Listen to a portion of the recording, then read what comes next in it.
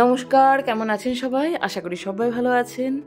আজকে বানাচ্ছি চিকেনের একটা রেসিপি, আর কীভাবে বানাচ্ছি শুরু থেকে শেষ অবধি পুরোটা কিন্তু এখানে শেয়ার করে নিয়েছি। তো চলুন দেখা যাক। নমস্কার, আমি গীতা, আপনারা দেখছেন রাজগীত কিচেন।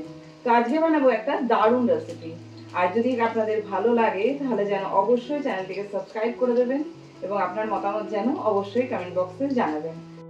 তো এখানে আমি প্রায় 450 মতো চিকেন খুব সুন্দর করে ধুয়ে রেখে দিয়েছি, আর এটা উইথ বোন। এটাকে দেখুন এরকমভাবে স্লাইস করে কেটে আনতে হবে। এইরকম আমি পিস করেছি চিকেনটার। আর এটাকে নিয়ে নিয়েছি একটা পাত্রে। এবার উপর থেকে দিয়ে দিচ্ছি টক দই।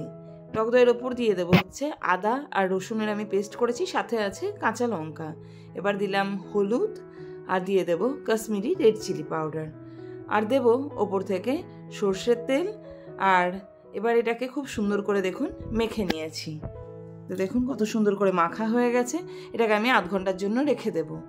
এবার আমি কড়াইয়ের মধ্যে, এর মধ্যে যেহেতু তেল দেওয়া ছিল, একটু আর কড়াইয়ে তেল দেবো না, এটাকে ডাইরেক্টলি আমি দিয়ে দিচ্ছি কড়াইয়ের মধ্যে পুরো চিকেনটা, এবং চিকেনের যে মশলাটা পুরোটা ছিল সেটা দেওয়ার পরে এটাকে আমি একদম আঁচটাকে বাড়িয়ে দিয়ে 4 থেকে 5 মিনিট মতো রান্না করব এবং উল্টে পাল্টে নেব বেশ ভালো করে। তো দেখুন এখন আমি এটাকে পুরোটা দিয়ে দিলাম। এবার উপর থেকে দিয়ে দিচ্ছি যে মশলাটা বেঁচে ছিল সেটা। 5 থেকে 6 মিনিট পরে দেখুন এটা কিন্তু এরকম টাইপের লুক চলে এসছে, আর তেলটাও দেখুন বেরিয়ে এসছে। আমি কিন্তু এতে একটুও তেল ইউজ করিনি, আগে যে তেলটা দিয়েছিলাম সেই তেলটা কিন্তু বেরিয়ে এসছে। এটা এই অবস্থাতেও একদম পুরো ভালোভাবেই কুক হয়ে যায়। তো চাইলে এরকমটা উঠিয়েও খেতে পারেন, তবে এটা বানাবো গ্রেভি। তো তার জন্য কড়াইয়ে তেল দিয়ে দিয়েছি, আর দেখুন চিকেনটা খুব সুন্দর করে কিন্তু ভাজা হয়ে গেছে। তো কড়াইয়ে তেল দেখুন গরম হয়ে গেছে। এর মধ্যে দিয়ে দেবো কুচি করে নিয়েছি খুবই সেই পেঁয়াজ, আর দিয়ে দিলাম গোটা গরম মশলাগুলোকে। তো পেঁয়াজ দিয়ে এটাকে আমাকে বেশ কিছুক্ষণ চালাতে হবে, যতক্ষণ না একটু গোলাপি গোলাপি কালার আসছে এবং একটু ভাজা হচ্ছে, ঠিক ততক্ষণ অবধি চালিয়ে নেব।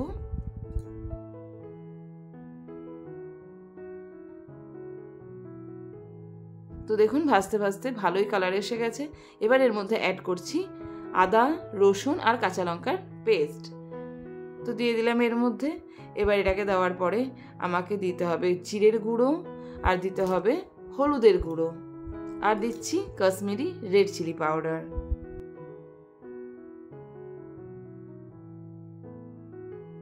এবার সবটা দেওয়ার পরে ভালো করে পেঁয়াজের সাথে ভেজে নিতে হবে বেশ কিছুক্ষণ। যতক্ষণ না তেল ছেড়ে আসছে ততক্ষণ কিন্তু আমি এটাকে কন্টিনিউ ভাজতে থাকবো। তো দেখুন এটা ভাজতে ভাজতে অনেকটাই তেল ছেড়ে আসছে এবং মশলাটার মধ্যে থেকে জলটা প্রায় অ্যাবজর্ব হয়ে গেছে। এবার আমি এর মধ্যে অ্যাড করব বেটে রাখা টমেটো। আমি এর মধ্যে ছোট ছোট 3খানা টমেটো অ্যাড করেছি। আপনি চাইলে এর পরিমাণ বাড়াতে পারেন বা কমাতে পারেন।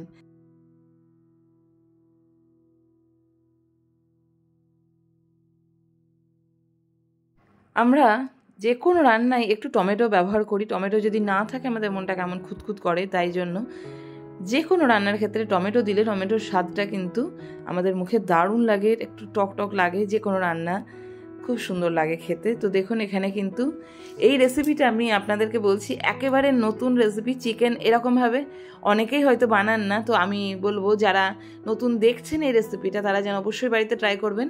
আমি আপনাদেরকে খেয়েছি এটাকে, সেজন্য কথা দিচ্ছি দুর্দান্ত লেগেছে খেতে।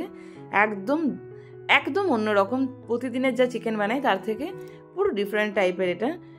কারিটা দুর্দান্ত লাগছিল মুখে খেতে। তো দেখুন এখানে মশলা কিন্তু ভালোভাবে অ্যাবজর্ব হয়ে গেছে জলটা, এবং তেলটা রিলিজ হয়ে গেছে। এবার আমাকে এই অবস্থায় অ্যাড করে দিতে হবে যে ভেজে রাখা চিকেনগুলো নিয়েছিলাম সেইগুলোকে।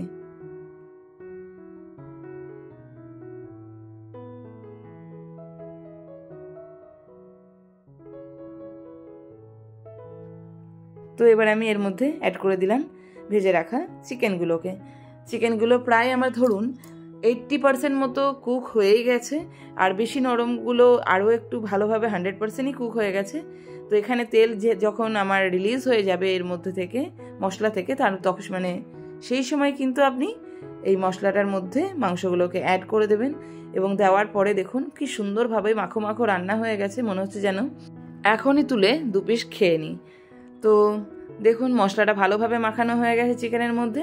এবার আমি এর মধ্যে একটুখানি জল অ্যাড করে দেব, জল অ্যাড করে দেওয়ার পরে এটাকে ভালোভাবে চালিয়ে নেব এবং রান্না হতে দেব 3 থেকে 4 মিনিট মতো। যেহেতু মাংস আগে থেকেই সিদ্ধ হয়ে আছে আর বেশিক্ষণ রান্নার প্রয়োজন নেই। তো দেখুন এখানে ভালো করে মিলিয়ে দিলাম মাংসটাকে জলের মধ্যে এবং এটাকে ফুটতে দিয়েছিলাম 7 থেকে 8 মিনিট মতো। তো এটাকে 7 থেকে 8 মিনিট পর দেখুন আমি নামিয়ে নিয়েছি এবং এটা লুক এসছে ঠিক এরকম। আমি বলছি এটা খেতে এতটা সুন্দর হয়েছে, আমি নিজেও ভাবতে পারিনি বানানোর আগে যে এটা এত সুন্দর একটা চিকেনের রেসিপি রেডি হবে। তো আপনাদের সবার কাছে রিকোয়েস্ট, যারা আমার চ্যানেল নতুন দেখছেন তারা যেন অবশ্যই আমার চ্যানেলটিকে like, comment, share and subscribe করে দেবেন এবং সবাই ভালো থাকবেন। দেখা হচ্ছে নতুন একটা ব্লগে। আজ এখানেই রাখছি। Thank you.